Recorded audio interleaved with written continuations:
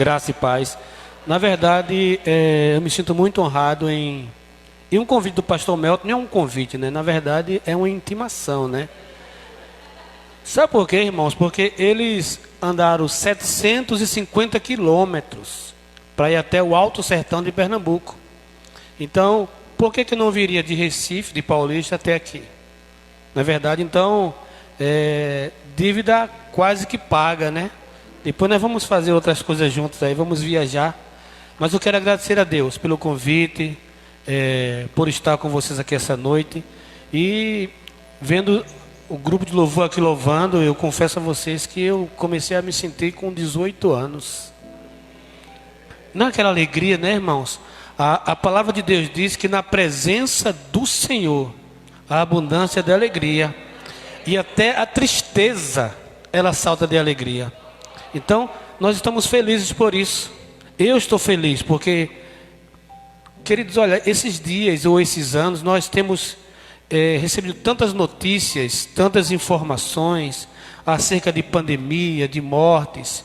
E eu até confessei na igreja, falei sobre isso, que nós noticiamos tantos falecimentos que nós temos a impressão que a qualquer momento nós vamos deixar de notificar, porque nós seremos a notícia. Mas nós louvamos a Deus porque sabemos que todas as coisas cooperam para o bem daqueles que amam a Deus, daqueles que são chamados segundo o seu propósito. Queridos, no ano de 2003, eu morava em Recife, estava trabalhando em uma empresa e Deus, ele sempre havia colocado no coração o desejo de fazer a obra missionária. Eu só não sabia como. Tem aquele novo convertido que ele quer fazer tudo na igreja, quer correr, quer fazer. E foi assim mais ou menos que eu me senti. E no ano 2003, eu fui levado até o campo missionário lá no Alto Sertão de Pernambuco, na cidade de Bodocó, o povoado chamado Cacimba Nova. E foi algo assim de Deus, porque quando eu recebi o convite, eu estava trabalhando numa empresa. Eu vou tentar amenizar o máximo para não perder o sermão, tá certo, pastor? Quando tiver o culto missionário A Viva Fé, aí eu venho falar só sobre as experiências missionárias, tá certo? Mas eu não posso deixar de falar para alegrar o seu coração. Sabe por quê, meu irmão? Porque às vezes nós achamos que o campo missionário é você sair da sua igreja e ir para outros estados apenas, ou ir para outra cidade apenas. Mas a faculdade onde você está estudando, ali é um campo missionário. A escola que você está estudando é um campo missionário. O balcão da loja que você está trabalhando é um campo missionário. Dentro da sua casa, ali é um campo missionário. Mas enfim, no ano 2003 eu fui convidado para ir para o Alto Sertão de Pernambuco. E para minha surpresa, eu havia recebido vários convites, até para trabalhar, porque eu tinha acabado de sair da empresa, eu estava me preparando para ir para o seminário, organizar tudo. E eu falei, eu vou para o sertão e volto. Só que quando eu fui para Carpina, a base da missão, e eu conversando com o missionário Josenildo na época, ele falou sobre o desafio de ir para o campo missionário. E eu falei, eu vou. E você sabe fazer o quê? Eu digo, olha, eu sei cavar, eu sei pintar, eu sei fazer isso. Eu falei o que sabia fazer, né? Ele disse, não, mas a sua experiência missionária. Eu disse, olha, eu estou aqui para fazer a vontade do Senhor. Eu vou e vou ver como é que é. Não, você não entendeu. Nós estamos indo para o sertão para abrir a primeira igreja lá. Você topa fazer isso? Eu disse, meu irmão, eu topo. E ele falou, só tem 3 questões que eu quero deixar bem clara para você. Ele falou, a primeira é que lá não tem igreja. E eu disse, não tem igreja, nós vamos ter a primeira. E eu disse, qual é a segunda? Ele disse, a segunda é que lá não tem casa para você morar, nós vamos procurar ainda. Nós vamos ficar hospedados dentro da escola. Eu disse, mas tudo bem. E eu falei, qual é a terceira?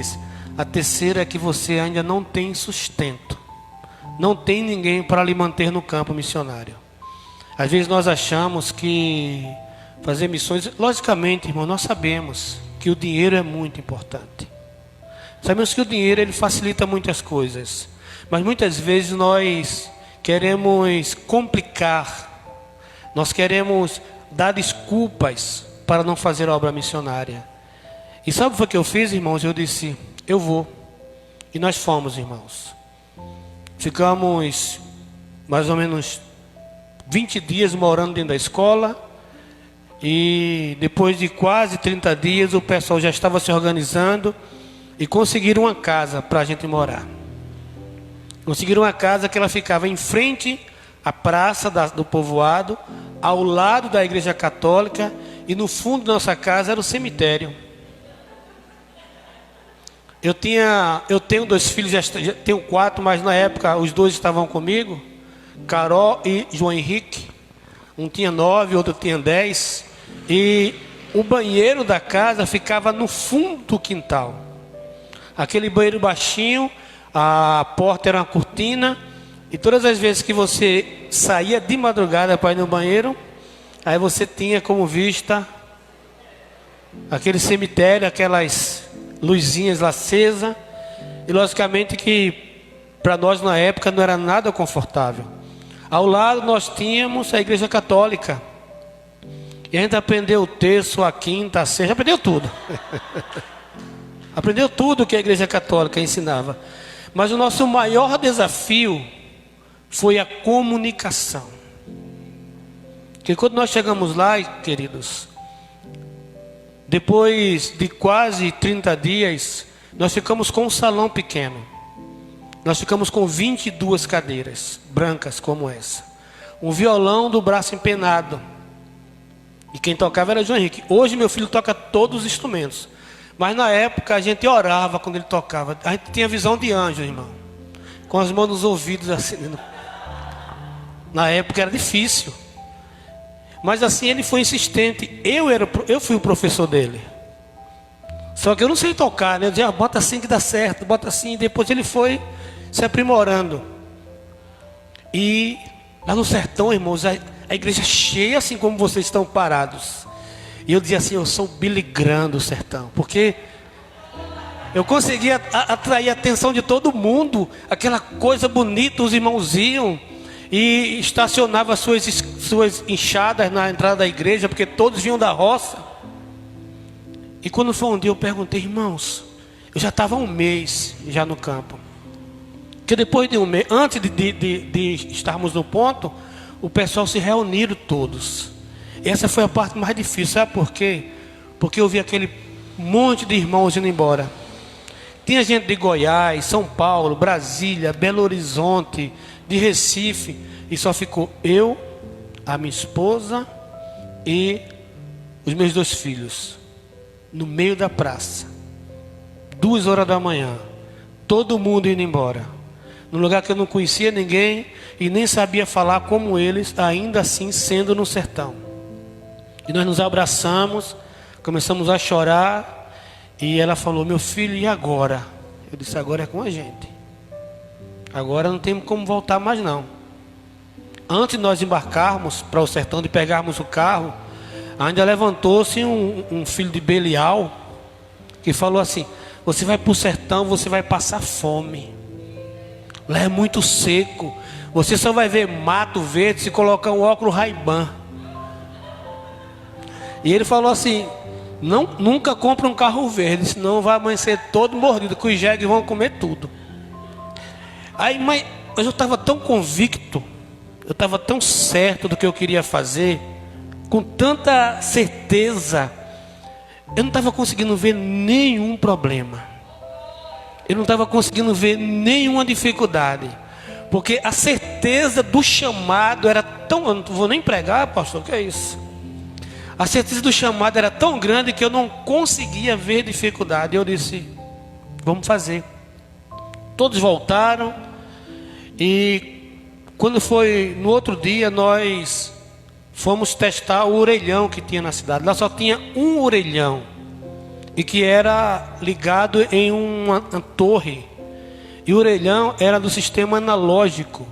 Quando você ligava, Aí que alguém ligasse a televisão, aí eu ouvia tudo que você estava falando no telefone. Então lá ninguém tinha segredo com ninguém. Ainda bem que a gente fala diferente, né? Vaso, benção, lá, irmão, ninguém entende. Lá ninguém entendia nada mesmo. Então dava para se comunicar em código gospel. Todo mundo sabia que o pastor estava ligando, estava falando. Mas teve um dia, irmãos, lá tem um cidadão chamado Aristeu. Ela vai rir. Aristeu não está conosco mais. Mas naquele dia, irmãos, eu estava no orelhão, tentando falar com um amigo meu que é delegado, estava lotado em Oricuri. E no meio da conversa chegou um cidadão. Esse cidadão ele chegou com uma espingarda e chegou com uma foice. O povoado de Cacimba Nova tinha sido consagrado ao padroeiro São José. E o único José que eu conhecia era meu pai. E esse cara chegou e falou assim: para crente aqui tem bala. E eu vou matar e vou picar todo. Eu digo, meu Deus, o cara de matar ainda vai picar. E eu no telefone, irmãos, o meu filho tinha deixado a bicicleta assim, minha filha estava perto e minha esposa perto de mim e disse assim: o homem vai matar a gente. E eu no orelhão assim, fazendo, eu digo, acho que eu não estou ouvindo nada, para ver se esquecia, né? Eu vou matar. E minha esposa falou assim: meu filho, ele vai matar a gente. O que é que a gente vai fazer? Eu disse, vamos orar. Ela disse, canta. Eu disse, tu acha que é fácil? Cantar numa hora dessa, irmão? Irmãos, eu, do jeito que eu estava no telefone, eu não saí, fiquei lá. As pernas não obedeceram, de jeito nenhum. Mas, irmãos, aquele rapaz, ele saiu dando tiro para o alto, e nós ficamos em oração, logicamente, e fomos para casa. Quando foi no outro dia, esse rapaz chegou lá, ele estava embriagado. A raiva dele é que uma pessoa que ele tinha caso extraconjugal tinha se convertido, estava na igreja, e ele não queria aquilo. Ele queria que aquela pessoa continuasse nas trevas, longe de Deus. Longe de Deus. O campo missionário é maravilhoso. As pessoas, quando chegavam lá, diziam assim: pastor, o senhor é corajoso. Eu dizia: não, meu irmão. Coragem é você dizer não para Deus. Coragem é a gente negar o chamado ou um convite da parte de Deus. Não existe super crente não, irmãos. Existe servo fiel. Os irmãos lá na igreja, 22 cadeiras, o som, aquela coisa horrível. Teve aquela guerra lá e eu não estava sabendo de nada, que eu estava totalmente desplugado. Como diz o jovem aí, minha mente estava bugada. Não é assim que diz, né? Não estava sabendo de nada, estava lá enganado. Não estava sabendo de nada. E os irmãos tudo animados, irmãos, aquela coisa. Irmãos, vocês estão entendendo o que eu estou falando? Aí disseram assim: não! Eu já estava pregando naquela igreja há um mês, irmãos. Ninguém estava entendendo nada. Eu falei, gente, lá não tinha ordem de culto ainda, pastor. Todo dia tinha culto. Por que vocês vêm para cá toda noite, gente? Aí disseram assim: é porque a gente acha bonitinho o senhor falando. Aí eu falei para minha esposa: minha filha, vamos esquecer a homilética, a hermenêutica, vamos esquecer a oratória, vamos esquecer essas coisas todas. Não está dando certo. Não está dando. Quando foi um dia, o irmão chegou para mim e falou assim: pastor João Marcos, eu vou pegar minha biroba, que eu vou pelo aceiro, que eu vou numa sentinela.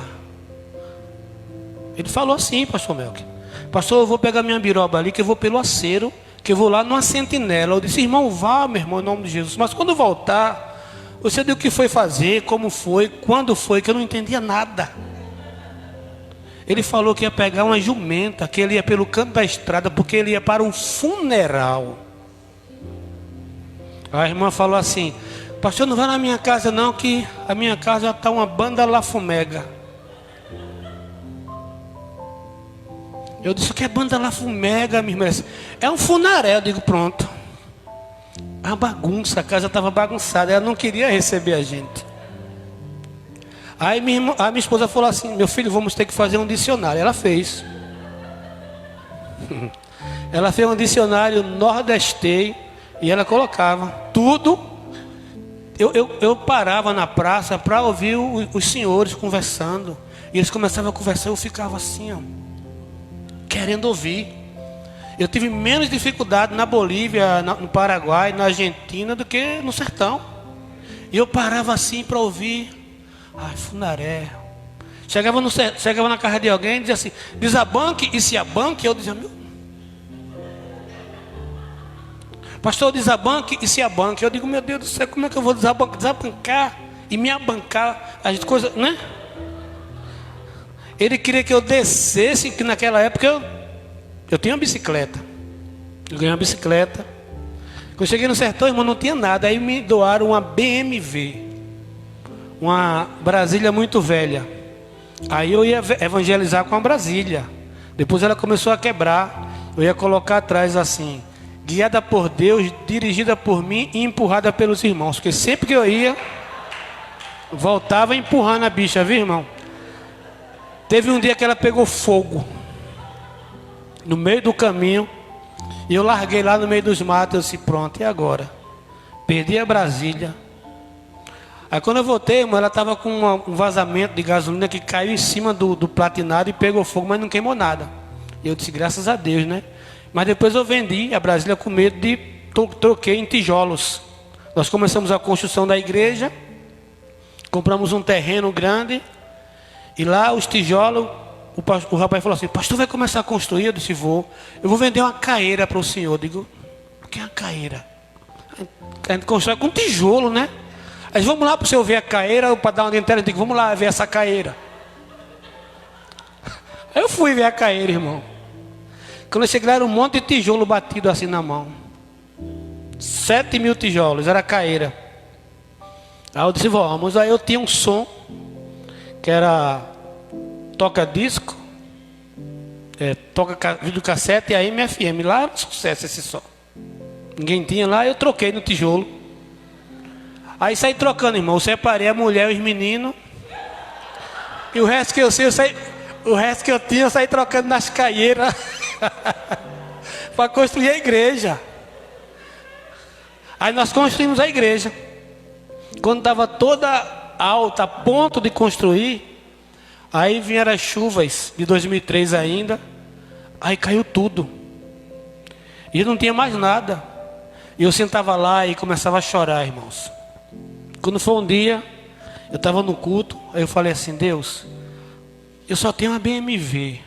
Eu sei que ela dá dor de cabeça, eu sei que ela dá trabalho, eu sei que ela quebra muito, mas é minha, né?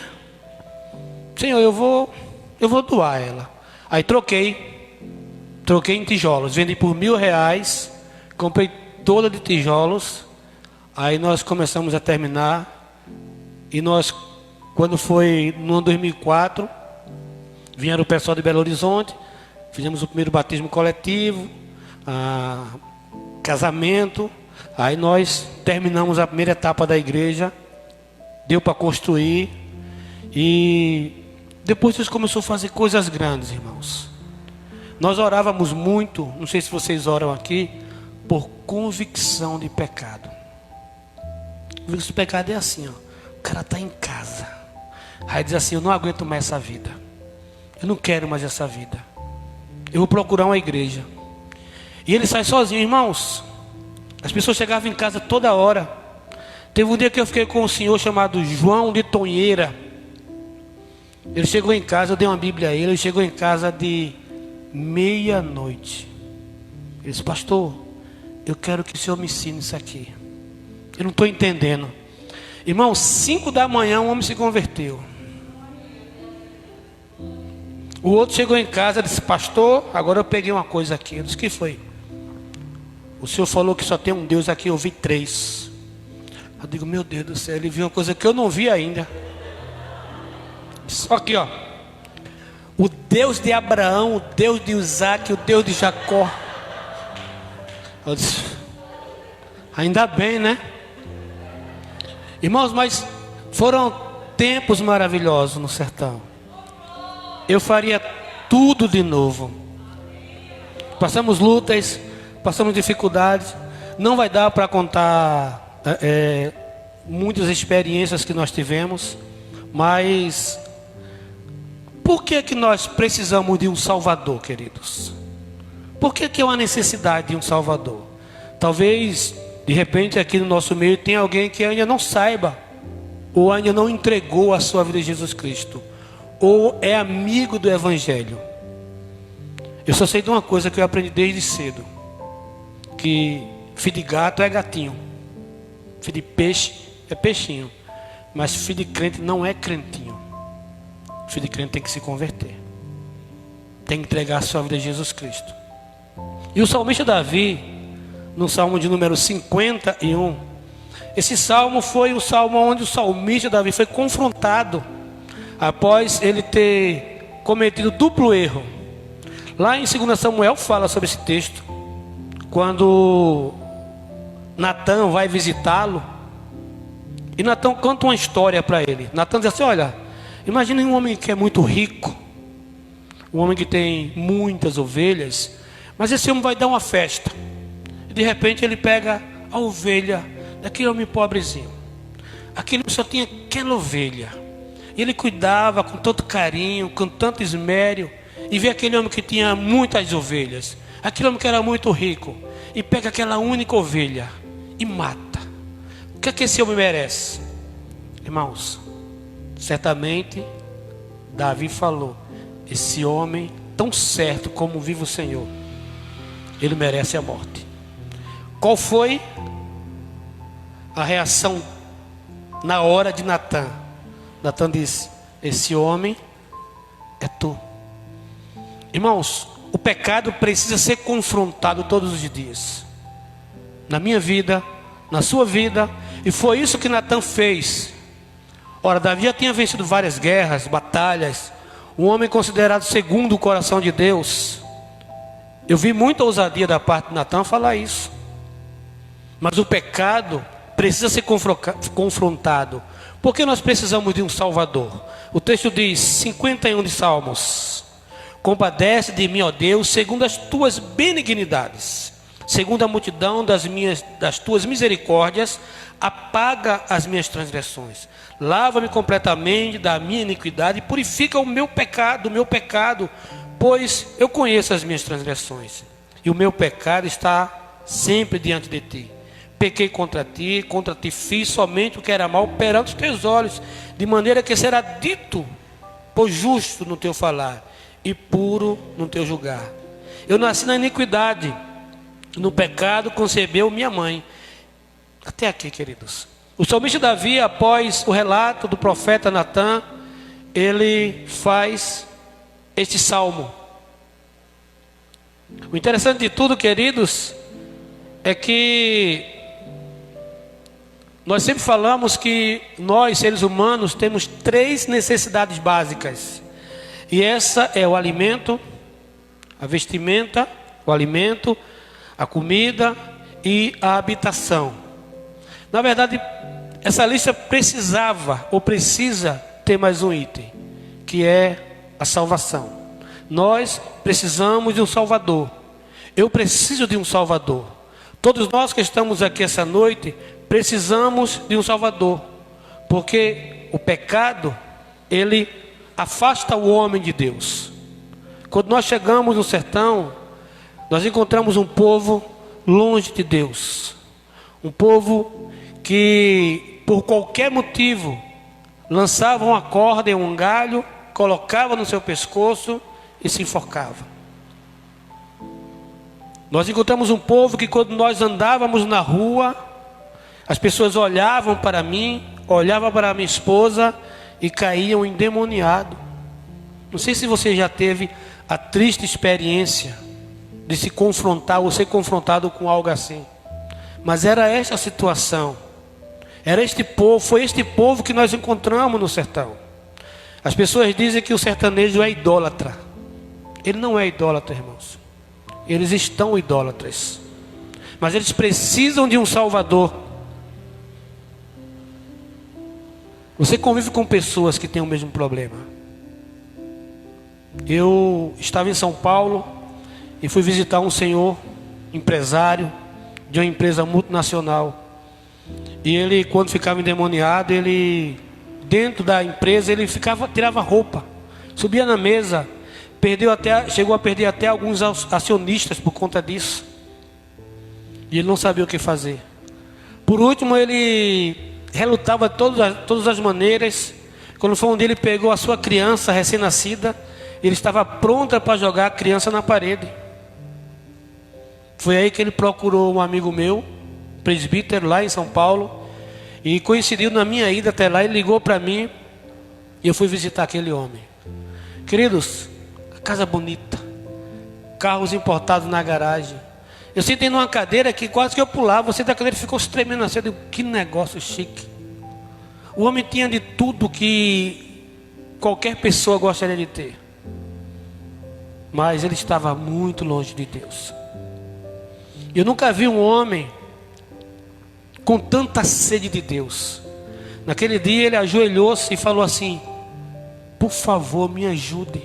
O que é que eu faço para mudar de vida? E eu disse: o senhor já está de joelho. Entregue a sua vida a Jesus Cristo agora. Entregue a sua vida a Jesus Cristo. Ele pode transformar a sua vida. Ele pode libertar você. E aquele homem começou a chorar. E a minha esposa orou por ele. Depois vocês vão conhecer minha esposa. Depois que a minha esposa orou por ele, minha esposa falou assim: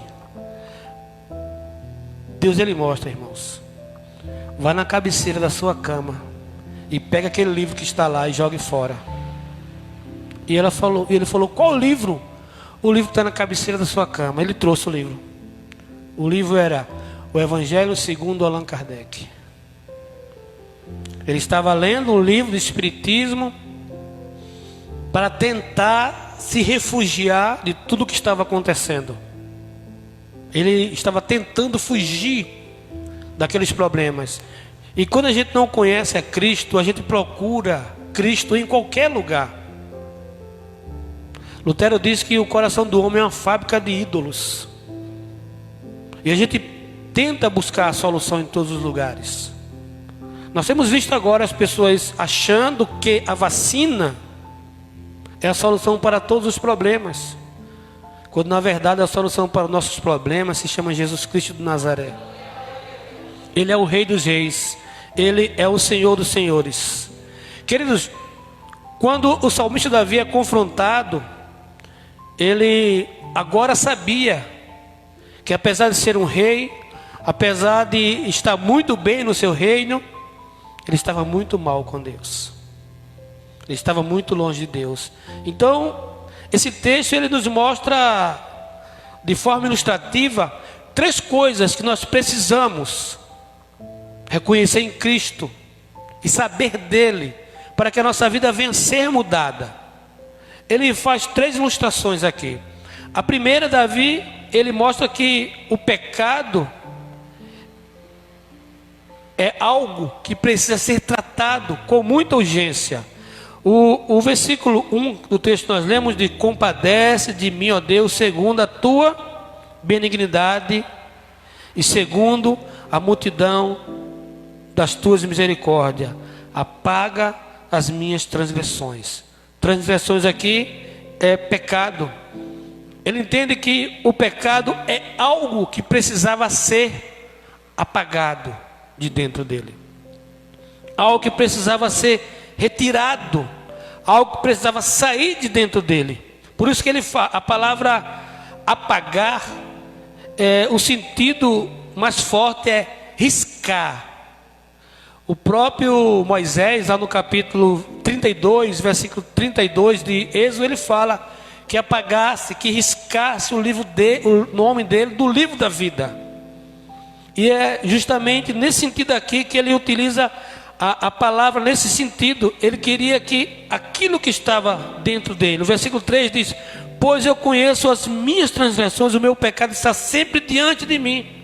Se tem alguém que conhece o seu passado, esse é o diabo. E ele não poupa esforços para acusar. E o salmista Davi, todos os dias estava sendo confrontado e acusado pelos pecados que ele cometia.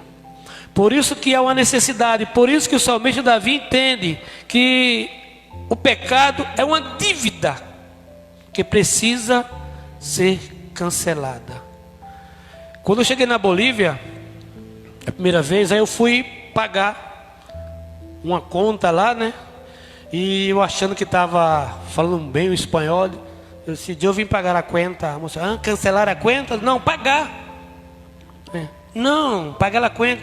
Cancelar a conta? Não, moça, eu quero pagar. Cancelar. Eu disse, eu nem coisei ainda, já quer cancelar? Né? Eu nem acessei, que era para colocar na internet. Eu digo, já quer cancelar a conta, eu nem paguei.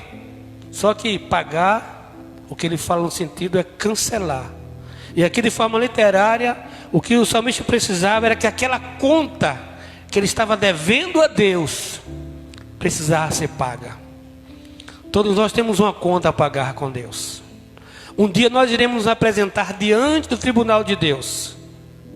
E o salmista Davi sabia que tudo aquilo que ele tinha feito, saído com a mulher de Urias, e ainda mais mandar Urias para a frente de batalha, aonde ele tinha plena certeza que ele seria morto, ele cometeu duplo erro. Ele não apenas cobiça a mulher que não era dele, mas ele trai um dos homens que foram considerados também os valentes de Davi,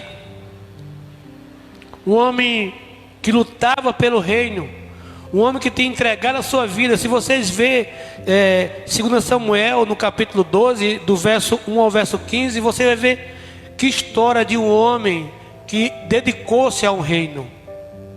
Foi aquele homem chamado Urias, ao ponto de não voltar para sua casa e ficar à porta do palácio deitado. E falou assim, a tenda da arca está no campo e eu não vou dormir em casa, eu vou ficar aqui até o dia de voltar. Ele disse, vá para sua casa. Mas ele já tinha arquitetado tudo, irmãos. O pecado é uma conta que precisa ser paga. Por isso nós precisamos de um Salvador. Por isso nós precisamos entregar a nossa vida. Quando eu cheguei no sertão, Cacimba Nova já tinha 80 anos. E eu cheguei no cemitério, que era atrás da minha casa, né, irmão? Não tinha como. E um dia eu parei assim, eu disse, meu Deus, quantas pessoas foram enterradas aqui sem conhecer a Cristo? Nesses 80 anos, quantas pessoas foram sepultadas e não pagaram a sua conta diante de Deus? Eu me lembro que quando nós estávamos nos organizando para convidar as pessoas, chegou uma senhora, não sei se o pastor Mel que a conheceu, o nome dela é Hortelina. Essa senhora era zeradora da escola, e ela ficava num pé e no outro para saber o que era que os crentes estavam fazendo, porque sabe qual era o sonho dela? Era conhecer os crentes. E ela dizia assim, eu rezo todas as noites. Eu rezo todas as noites. Rezar é repetir palavras. Ela, todas as noites, ela rezava. Foi ali que eu descobri que Deus, Ele ouve as rezas. Porque a Bíblia diz que Deus jamais rejeita um coração quebrantado e contrito. E ela falou assim, pastor, todas as noites eu rezava para que viesse um crente na minha casa. O que é que eu faço para passar para a lei dos crentes? Passar para a lei. Uns diziam aderir, outros diziam passar para a lei. E eu disse, olha, só a senhora confessar. A Bíblia diz que se com teus lábios, com tua boca confessar que Cristo Jesus morreu dentre os mortos, será salvo. Porque com a boca confessa para o juízo. E ela falou assim, então eu quero passar para a lei dos crentes. A primeira convertida. Depois se converteu um senhor chamado Nizô. Esse homem, aonde via um bar, ele saía fechando. Homem bravo, valente. Um homem que não tinha medo de nada. Chegou na igreja, o filho dele levou um tiro na mão quando estava caçando. E ele chegou desesperado. E ele sentou lá e disse, homem, eu estou desesperado. E eu falei, você veio para o lugar certo. para o lugar dos desesperados. O que é que o Senhor quer? O Senhor quer uma solução para a minha vida, que eu não aguento mal. Disse Jesus. É a solução para a sua vida. É Jesus. E esse homem, depois que ele se converteu, ele encontrou-se com uma pessoa que ele falou assim: onde eu lhe pegar, eu lhe mato. E ele chegou no centro de Bodocó, ele desceu do cavalo, e o rapaz estava do outro lado. O rapaz parou, que não dava mais tempo dele correr. Ele disse: pronto, eu vou morrer agora. E ele ficou parado. O irmão Deus falou assim, fez assim. Meu Deus. Vem aqui, rapaz. Aí ele foi. Disse: não vou te matar mais não, porque agora eu sou crente. Esqueça tudo. Ele se onizou. Eu quero ser crente também agora. Né, irmão? Porque o cara fugiu da morte, né, irmão? Ia morrer. Para ele foi lucro, né? Tu fez o que, Nizô? Passei para ele dos crentes. Ô, Nizô, eu quero também, Nizô. Agora eu quero também. Irmãos, Deus salvou muitas vidas. Nós fomos para o sertão com a proposta da parte de Deus de colocar uma igreja. Aí nós colocamos uma igreja em Cacimba Nova. Depois colocamos uma no sítio Olho d'Água. Depois assumimos a igreja de Feitoria. Depois a igreja de Ipubi. E mais 6 congregações. E ainda eu retransmitia o programa Viva Fé lá. Não era? Irmãos, o pecado precisa ser confrontado todos os dias. O salmista Davi, ele reconhece que o pecado era uma conta que precisava ser paga. Mas ainda em segundo lugar, Davi mostra e ele entende que o pecado é uma sujeira que precisa ser tirada, ser arrancada. E quando ele fala nesse termo aqui, no versículo 2, diz: lava-me completamente da minha iniquidade. Esse lavar aqui é uma lavagem profunda, e não é com a lavadeira de 18 quilos. Vocês já viram alguém lavando roupa, batendo na pedra? É aquele sentido ali. É lavar com força, batendo, para que toda sujeira possa ser removida. Era essa expressão que o salmista Davi estava usando quando ele pede para limpar dele toda a iniquidade. Como alguém que pega uma roupa muito suja e bate com muita força numa pedra, com o desejo de remover, com o desejo de arrancar. Por isso que o salmista Davi declara que o pecado era uma sujeira que precisava ser removida. Há muitas pessoas ainda precisando ter a sua conta paga. Há muitas pessoas que estão sujas, precisando de alguém como eu, como você que está aqui essa noite, para sermos boca de Deus, para sermos usados por Deus. A minha primeira férias, que eu saí do sertão, porque pastor também sai de férias, né, gente? Ai, ai, ai, né? Eu vim para Recife, irmãos, todo animado, aquela coisa toda. Já estavam um ano sem vir para o sertão, sem vir para Recife. Teve a Copa, não via Copa. Teve guerra, não via guerra. Não estava sabendo de nada. Estava bugado. Eu aprendi esse negócio de bugado com o João Pedro. Meu filho tem 10 anos e fala bugado. Eu vou bugar sua mente. Eu digo, está amarrado. Mas só que ele fala no sentido, né? No outro sentido. Quando eu voltei, que cheguei aqui, ligaram para mim. Já comprei uma antena rural para colocar no celular, naquele Nokia 6120, naquele celularzinho. Pastor, entraram na sua casa. Entraram na casa do missionário, levaram som, liquidificador, ventilador, violão, o que tinha levaram. E eu disse, eu tenho que voltar. Aí voltei, irmão. E tem um missionário chamado Gilson Saraiva, lá de Exu. Vamos para a delegacia, vamos pegar esse cabo, vamos dar uma pisa. Eu disse, não, irmão, não dá pisa em ninguém, não. Que é isso? Não, porque com lá... Não, meu irmão, para com isso. Isso é o capeta que está testando a gente aqui, homem. Para com isso, homem, eu falei para ele. Foi, para com isso, homem. Vai fazer o quê, pastor? A gente vai orar para ele devolver. Pastor, como é que vai orar? O cara roubou. Como é que ele vai devolver? Eu disse, vai, porque não é dele. Não é dele. Aí um senhor falou assim, ó, o pastor voltou, viu? Mexer no pastor aí é igual mexer numa casa de maribondo. É igual mexer na Europa. Sabe o que é a Europa? Não é aquele país não. A Europa é aquelas abelhas pretas. Eles chamam de Europa lá. É igual mexer na casa de Europa. Eu disse, você vai fazer o que, pastor? Eu disse, nós vamos orar pelo rapaz, não sabemos o que aconteceu. Não vai na delegacia? Eu disse, não vou não. Aí listamos o que tinha levado e disse, Deus, olha, ele levou a televisão, ele levou o violão do meu filho. Eu falei, sai conversando com o papai que ele conhece aí, sai dizendo que ele tinha levado. Irmãos, quando foi no outro dia, chega alguém lá em casa e diz, pastor, tem um monte de coisa sua lá dentro do cemitério. Aí quando eu cheguei lá, estava lá, irmão, o ventilador, nunca vi de fundo usar ventilador e nem tocar violão, estava lá o ventilador, o violão, o liquidificador, um monte de coisas. Aí eu disse, papai, quando eu contabilizei, eu disse, Deus, está faltando a televisão. Ele tem que devolver a televisão também. Aí nós fomos orar, irmão. Quando foi no outro dia de manhã, bateram na porta. Aí quando eu abri a porta, eu não vi nada.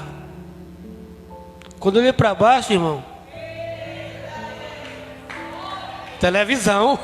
Aí eu abri a porta e disse, Deus, tu pode converter esse homem. Pode, porque ele devolveu tudo. Né, irmãos? Aí nós oramos, Senhor, eu não sei quem roubou, Deus, mas ele tem uma dívida contra o Senhor. Ele tem uma sujeira que precisa ser arrancada dele. Nos apresenta a ele. Irmão, tem um rapaz lá chamado, eu posso dizer o nome dele que ele converteu, Rocha. Ele chegou lá batendo, digo, ô Rocha, tudo bom, homem, como é que tá? Aí ele, pastor, senta aí por favor, senta. Eu sentei, o pessoal sentaram e disse, sabe o que foi, pastor? Eu tinha fumado, sabe, tá doidão. Os colegas me disseram, vamos entrar numa casa aí. Aí quando eu entrei, pastor, fui logo a sua. Aí quando eu vi que era a sua casa, eu disse, o que é que eu vou fazer agora? E eu peguei a maior confusão com os caras lá, para devolver. Eu não consegui dormir não, pastor. Como é que alguém rouba o pastor, que nos ajuda tanto, que nos ensina a palavra de Deus? Olha, eu não sou da lei ainda não, mas a partir de hoje, eu quero ser crente. E ele já estava, irmãos, com a mudança feita já para ir embora, porque os caras iam matar ele. Ele devolveu tudo.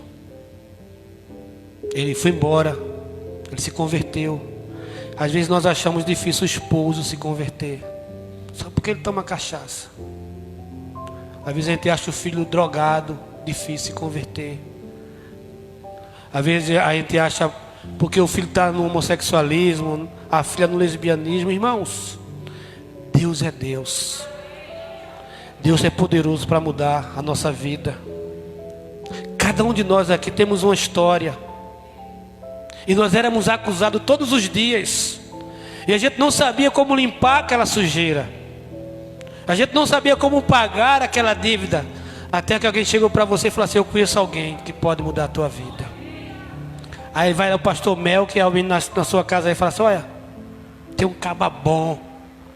Que eu aprendi no sertão. O irmão falou assim, para Deus não tem moita não. Ele falou isso porque quando Adão pecou, se escondeu. Ele falou assim, pastor, será que ele estava numa moita, achando que Deus não vê debaixo da moita? Eu disse, irmão, não tem moita que Deus não veja. Não é, irmãos? Então às vezes nós achamos difícil algumas coisas assim acontecer. Às vezes nós dificultamos, nós achamos que Deus não pode fazer. Sabe por que você sabe que Deus pode fazer? Porque você está aqui essa noite. Caso contrário, você não viria para aqui essa noite. Caso contrário, você estaria em casa, vivendo uma vida triste de incredulidade. Mas ainda, queridos, vocês lembram aquele episódio que teve da Serra Pelada em 88 até 90, né? As pessoas iam até lá e começavam a garimpar a terra, garimpar. E os empresários, aqueles que faziam, eram dono do garimpo, os coronéis, eles vendiam roupas, alimentos, tudo superfaturado, ao ponto das pessoas tirar o minério do solo e trocar por alimento e por roupa. Era uma dívida que eles não conseguiam pagar nunca. Essa dívida que a humanidade tem diante de Deus. Mas Ele é aquele que apaga as nossas iniquidades. Ele é aquele que, a Bíblia diz que a cédula que era contra nós, ela foi rasgada. E nós precisamos apresentar outras pessoas que há um Salvador, que há alguém que se preocupa com ela, que há alguém que não está feliz por a vida que ela está vivendo. E não espere que Deus desça do céu para falar para essas pessoas, porque somos nós que temos que falar. É você que tem que falar para essas pessoas.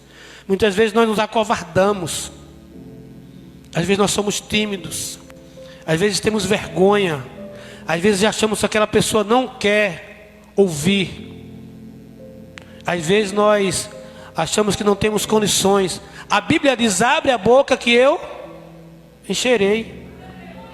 É a nossa vida, a nossa atitude. Olha, eu vim dentro do ônibus agora e eu vi um rapaz vendendo máscara. Eu disse: eu vou ajudar o rapaz. Aí eu não achei nem muito bonita, mas eu comprei para ajudar. E ele me deu, eu dei R$20 a ele, R$50. Ele me deu troco, 40. E depois me deu um monte de cédula de R$2. E passou R$4, que ele deveria me dar R$46. Então ele me deu R$52. Não é isso? Ou seja, eu comprei a máscara e ele ainda me deu o troco e me deu R$2. Eu disse: está errado aqui. Ele disse: por que está errado aqui? Eu disse: o troco. Não, pode ver. Ele disse: meu amigo, olha, está errado. Você me deu R$4 a mais. Ah, sim, está certo. Mas irmãos, eu sei que ele não percebeu. Mas alguém percebeu. Deus percebeu. O que define a nossa santidade não é estar diante das pessoas, mas é quando nós estamos a sós, diante de Deus, olhando para o celular, dentro do banheiro, na frente do computador, dentro da empresa, achando que ninguém vai perceber uma falcatrua, achando que ninguém vai perceber um ato errado. O pensamento não, que não tem como, né, irmãos? A gente pede perdão e não faz. Por isso que nós temos que falar do amor de Deus, mas a nossa vida tem que estar plena diante de Deus. Por isso que o salmista Davi, como rei, ele precisava se consertar diante de Deus. Ele precisava melhorar. Nós temos um grande desafio, irmãos. Nós temos um grande desafio. Porque ser crente aqui é muito bom. Sabe, porque depois eu vou embora. Vocês não me conhecem. Vocês não sabem como é a minha vida. É muito bom ser crente aqui. Agora, ser crente em casa, quando o homem vai chegando: corre, menino, que teu pai já viu. O cara é crente, viu? Canela de fogo. Fala em língua que... dom de língua ferina. Entendeu? E quando chega em casa, irmãos, a vida é totalmente ao contrário. Eu pastorei uma igreja que... nessa igreja congrega, logicamente, minha esposa, meus filhos, minha cunhada, meu concunhado, até minha sogra. Gente, até a minha sogra eu pastoreio. Eu digo, feliz foi Adão, né? Porque Adão não teve sogra, né, irmão? Estou brincando, minha sogra é uma bênção. Então, imagina que eu subo lá no púlpito para falar de algo que eu não estou vivendo. Quando está lá minha sogra, o meu filho, o meu cunhado, o meu concunhado, o meu genro, e está todo mundo lá, irmãos. Quando Davi se debruçou naquela varanda, e que ele viu aquela mulher lá embaixo tomando banho, é como se ele tivesse esquecido de tudo que ele tinha plantado, tudo aquilo que ele tem ensinado a seus filhos. Quando nós fazemos algo errado diante de Deus, e que não pagamos a conta, que não arrancamos a sujeira, as pessoas que olham para nós falam assim: crente, né? Não, irmãos. nós temos um grande desafio. Como que vai estar daqui a alguns anos nossos netos, nossos bisnetos, nossos tataranetos, com a ideologia de gênero, com tantas coisas que é ensinada, até a nossa língua estão querendo mudar, até a ortografia, não pode falar mais ele e ela, é elo, não é? Elo, ó, elo, não é? Elo, elo para não definir o gênero de ele e de ela, então fala elo. O banheiro não coloca mais ele e ela, coloca elo, porque pode entrar um velho e uma velha, tudo faz. É isso que estão querendo ensinar, irmãos. E a nossa vida diante de Deus, nós vamos ficar parados, vamos ficar calados. Nós precisamos fazer alguma coisa, precisamos ir mais além. O pecado é uma dívida que precisa ser paga, precisa ser cancelada. Mas eu estou quase encerrando, viu, pastor Mel, que não dá mais tempo de falar mais não, né? Dá só um pouquinho. Queridos, ainda em último lugar, o pecado, o salmista Davi reconhece que o pecado é uma doença que precisa ser curada. Se alguém perguntar aqui a você, qual a doença que mais mata? Aí vão dizer, é a Covid. Há algum tempo era a AIDS. Mas a doença que mais mata, irmãos, é o pecado. A lepra naquela época era uma das doenças mais terríveis. Porque a lepra, ela afasta o homem da família. A lepra, ela traz clausura para a pessoa. A lepra, ela danifica o corpo. A lepra, ela traz impureza.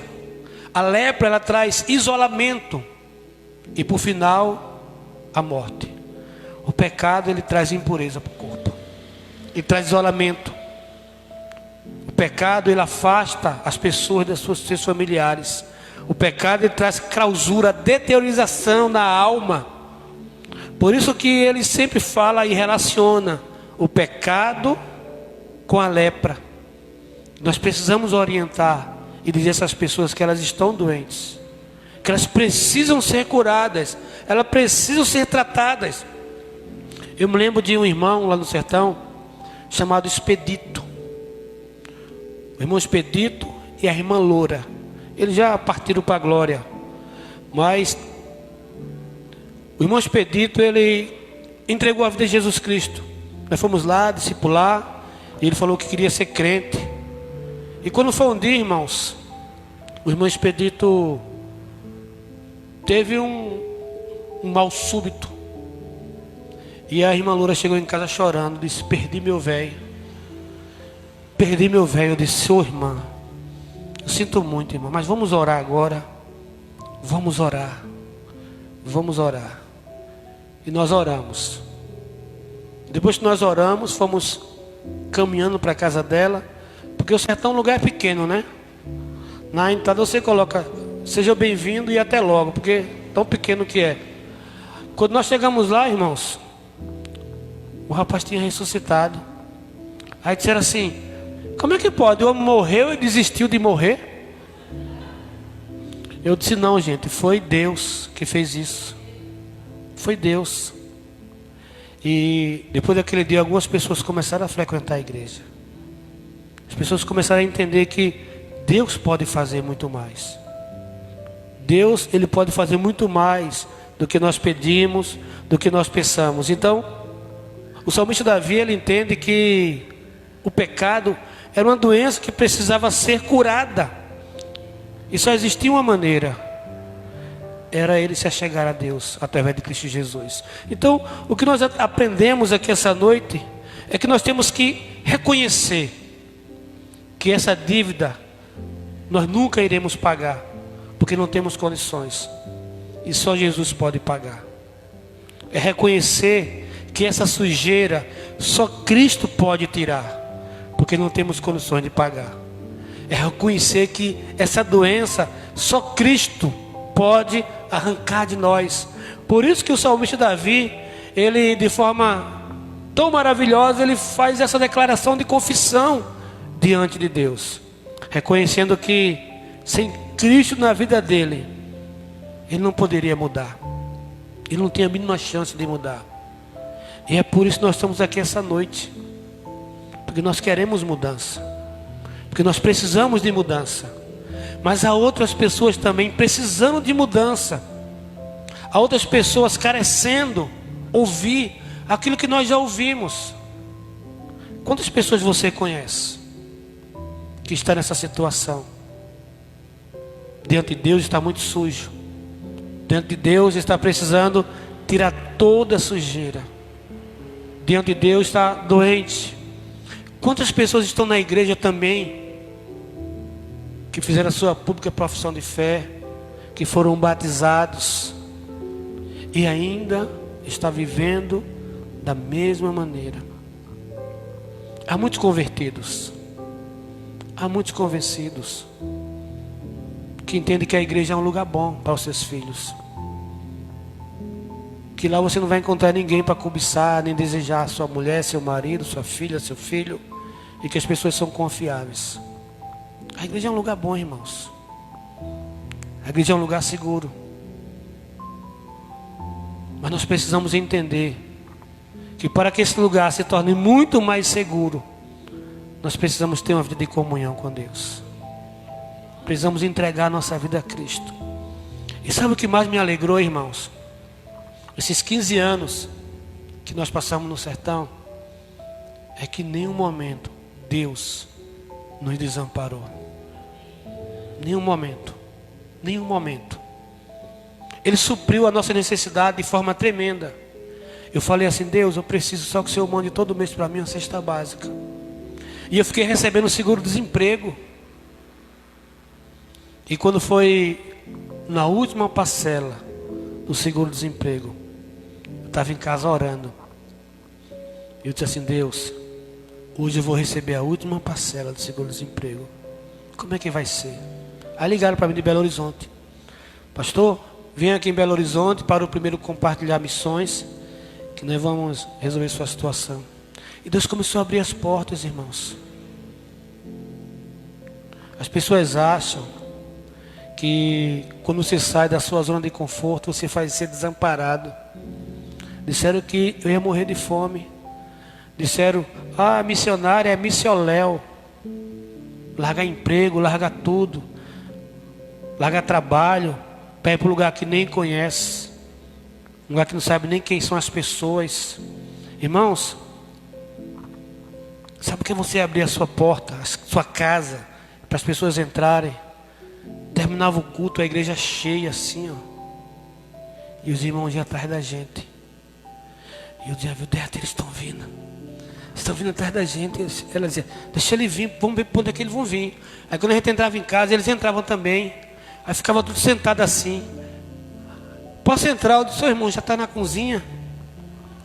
Aí, irmãos, aí todo o culto a gente fazia janta. E o pessoal só comia lá em casa. Depois do culto iam lá para casa e comiam. E não tinha outra atividade. E eu ia embora 10 da noite, 11 da noite, depois de 2 horas de culto. E ficavam lá sentados a noite toda e conversávamos. E a gente falava e explicava. Irmãos, e as pessoas sempre entrando em nossas casas. Teve um dia que a mocinha falou assim, minha esposa falou assim: quem vai vir para cá esse ano é a esposa do pastor. E ela disse: ai, mesmo assim, ai, e pastor tem mãe? Eu digo: minha filha, eu não sou filho de chocadeira não. Eu pensei que o pastor era um anjo que vinha do céu. Assim mesmo, irmão. O nome dela é Sandra. Eu disse: não, gente. Porque eu lia na Bíblia que o pastor é o anjo da igreja, mas ela achava que o anjo, de forma literária, que vinha do céu. Veja quanta inocência. Nós temos tudo e reclamamos. Teve um dia que eu estava indo para o Ceará. Vou falar só essa, pastor. Ele conheceu. E eu passava de carro, eu dizia assim para minha esposa: eu não vou parar aqui, eu não vou parar, eu não vou. Aí eu comprei lá embaixo, na outra cidade, um monte de fardo de bombom, de pipoca, de salgadinho, para levar para a igreja. E quando eu passei, Eu vi aquele monte de criança sentada debaixo daquele pé de umbucajá. E eu parei o carro, minha esposa disse, eu não acredito. Tu parou o carro? Eu disse, parei. Eu vou abrir a porta e vou descer. Irmãos, aquelas crianças cercaram o carro. E eu comecei a conversar. E eu perguntei para uma criança, qual o seu sonho? Ela toda sujinha, com os olhos cheios de lágrimas, falou assim, o meu sonho é ter um lençol, só meu. Um lençol. Eu disse, mas por que um lençol? Eu disse, porque a serra é fria, né? Vocês foram na serra, né? É porque, pastor? É porque, moço, ela falou, dorme eu e minha irmã. Aí só tem 2 lençóis. Aí quando ela se cobre, aí me descobre, eu puxo, aí minha mãe vai lá e bate em mim. Eu disse, o seu sonho é um lençol. Eu disse, o seu? É uma bonequinha. Eu disse, vocês já leram a Bíblia? Vocês conhecem a Bíblia? Eu disse, não, como é uma Bíblia? O que você faria, gente? Aí nós descemos para entrar nas casas, as casas baixinhas, né? Aí tinha que entrar. Eu não sou alto, mas eu baixava para entrar nas casas. E nós voltamos, irmãos. Aí levamos vários lençóis, porque lá em cima é muito frio. Levamos uma equipe de profissionais para dar dia de beleza, e cortar cabelo, e pressão arterial, e um monte de coisa, e muito brinquedo, e acima de tudo, a palavra de Deus. E muitas pessoas se converteram ali. O pastor Mel, que a esposa dele, foi lá conhecer a Africazinha. Depois ele conheceu a Africazona, não foi? Ali parece que foi estupino, foi para... Mas eles foram até lá. E eles viram como Deus pode fazer. O interessante é que tanto o solo como o clima e aquele vento quente é típico da África, né? Porque lá onde eles foram, lá estava a 800 metros acima do nível do mar ali. 800 metros. Então é muito alto. Mas, enfim, queridos, por que nós precisamos de um Salvador? Porque nós temos uma dívida. Nós temos uma sujeira que precisa ser arrancada. Nós temos uma doença que precisa ser curada. Nós que estamos aqui essa noite, conhecemos a Cristo. E nós fomos lavados, fomos purificados pelo sangue do Cordeiro. Mas ainda há pessoas que precisam ter essa experiência com Deus. Quando a gente ora, irmãos, Deus ele faz. Deus acontece. Ele faz com que as coisas venham a acontecer. A gente orava no sertão por telefones. Chegou a empresa lá, instalou telefones. Oravam por internet. Chegava no sertão, o pessoal pedia um copo com água. Agora chega lá pedindo nascendo o Wi-Fi. Tá vendo, irmão? Eu me lembro que um dia eu estava na Bolívia. E depois voltei um outro mês para a Bolívia, no mês seguinte, para um congresso missionário. E eu tinha um compromisso na Paraíba. E eu tinha um carro, um Ford Fiesta, que quando eu mandei consertar, não dava para consertar mais. Eu peguei o carro do meu irmão e eu fui para Paraíba, para um compromisso que eu tinha na igreja. E na volta o carro quebrou, lá em Serra Talhada. E eu estava com 2 carros quebrados agora, o do meu irmão e o meu. E eu falei assim, Deus, o Senhor conhece, Deus, um homem que está doido para me dar um carro zero. E eu comecei a orar assim, pedindo que Deus fizesse um milagre. Porque eu não queria para mostrar que eu tinha, mas eu queria porque era necessidade. E quando eu cheguei em casa, irmãos, eu fui dormir muito triste porque ficou 2 congregações fechadas, porque eu estava na escala para ir para uma, minha esposa para ir para outra. E quando eu fico triste que eu choro, eu oro. Eu vou orar. E eu fiquei o dia todo em oração. O telefone tocou. Era o missionário Josenildo, falou assim, pastor, e o carro? Está quebrado, e você? Eu disse, não, eu estou bem. Ele disse, você pode vir aqui em Recife? Eu disse, irmão, posso não, irmão, porque eu já passei quase 2 meses fora. Fui para Bolívia, voltei para Paraíba, tanto corre-corre, não posso ir não. Não é porque tem um negócio para você aqui em Recife. Me dê a sua identidade, o número. Sempre que ele pedia identidade era para comprar passagem, para a gente viajar, né? Eu disse, meu irmão, não vou viajar não. Rebelde. Vou viajar não. Ele disse, me dê o seu CPF. Eu digo, vai consultar a SPC, será? Brincando, né, com ele, né? Ele disse, não. Sabe por quê, irmão? É porque você acabou de ganhar um carro, 0 quilômetro. Aí eu disse assim, como é um carro 0 quilômetro? Aí, irmão, eu comecei a chorar. E ele desligou o telefone.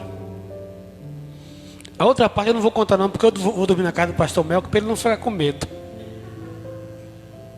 Mas depois eu conto. Não, eu vou contar. Eu fiquei chorando porque minha esposa falou, quem morreu agora? Porque um rapaz lá na cidade de Olinda, ele me hospedou na casa dele, ele morreu no outro dia.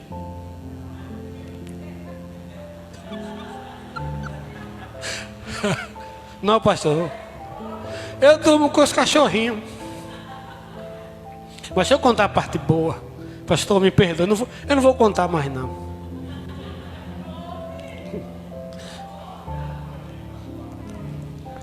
Mas depois eu vou orar bem forte.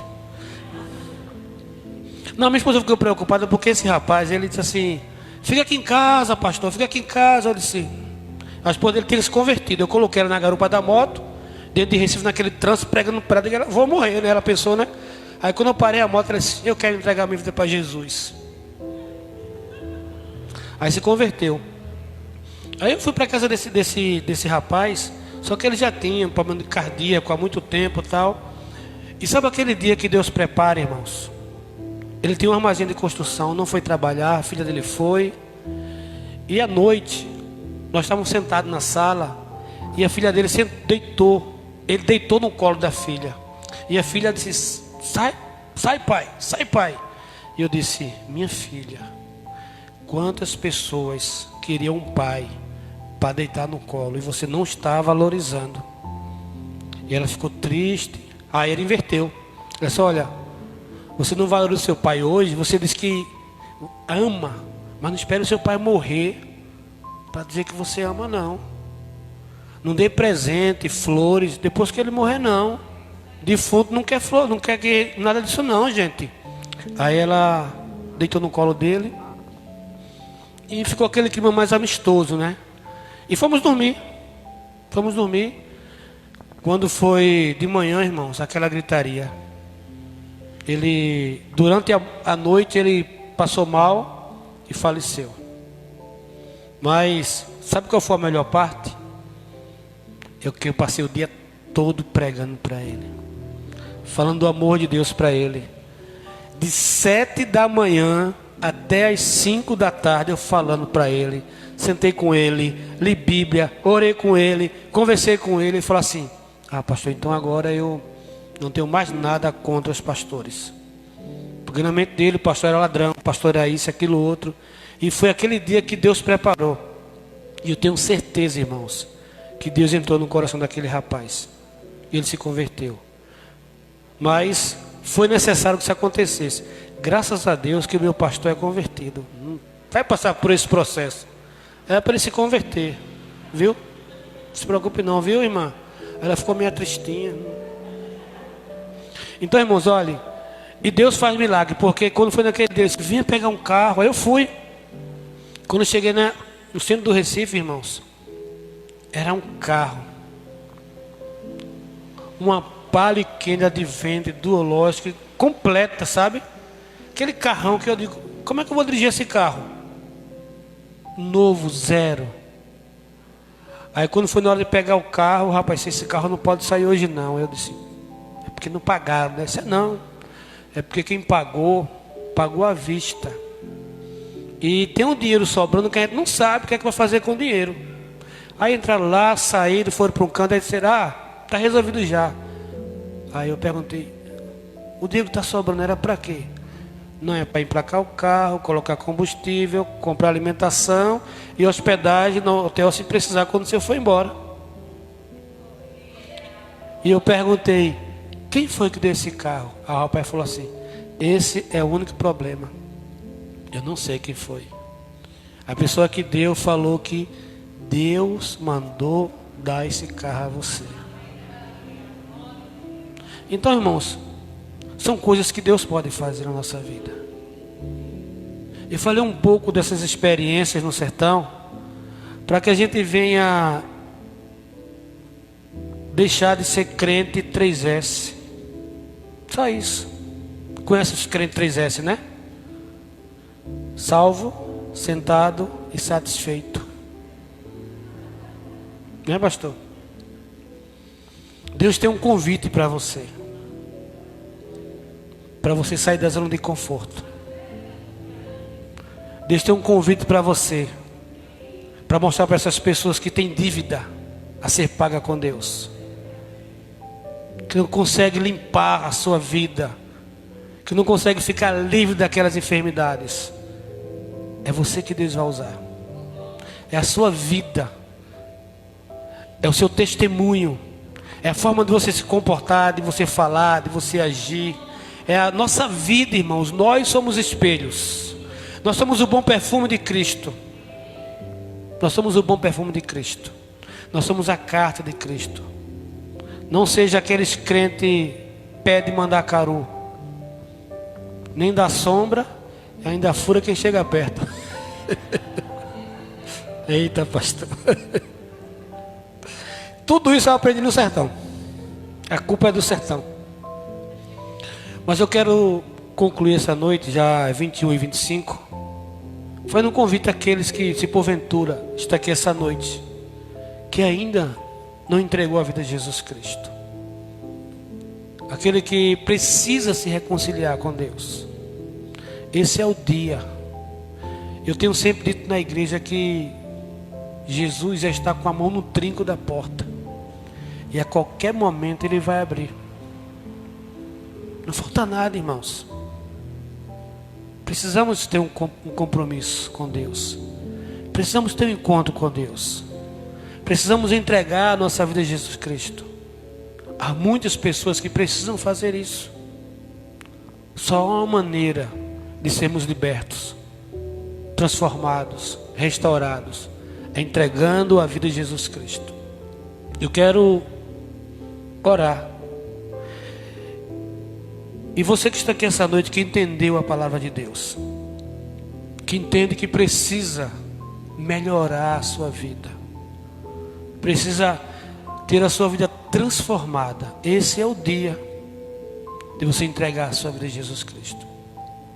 E você que também ainda, durante todo esse tempo, Deus tem convidado você, tem comissionado você para a obra missionária.